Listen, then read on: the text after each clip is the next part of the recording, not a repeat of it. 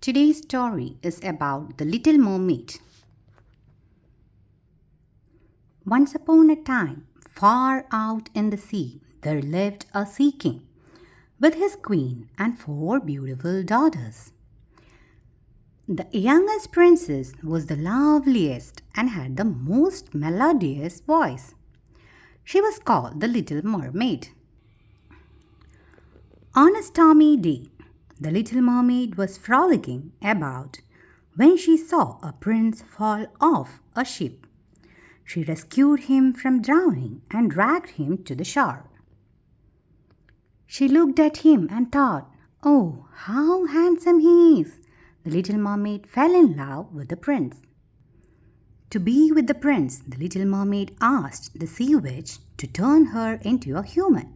The wicked witch took the mermaid's beautiful voice in return.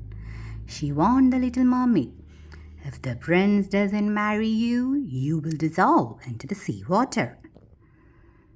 Oh no! The little mermaid agreed and drank the magic potion. The little mermaid wandered on land until she reached the palace. "Miss, are you okay?" came a voice. It was the prince, but the poor girl couldn't reply back, for now she was dumb. Oh no!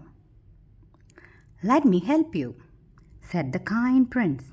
Soon they became good friends, but the prince had no idea that the little mermaid was her savior.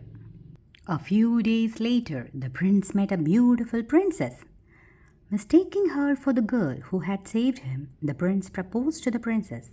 She said yes.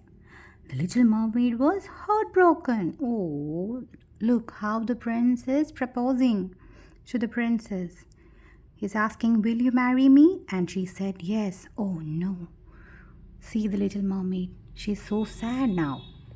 The little mermaid went to the shore and met her sisters. She told them the entire tale, and her sisters promised to return with a solution. A while later, her oldest sister returned to the seashore with a knife.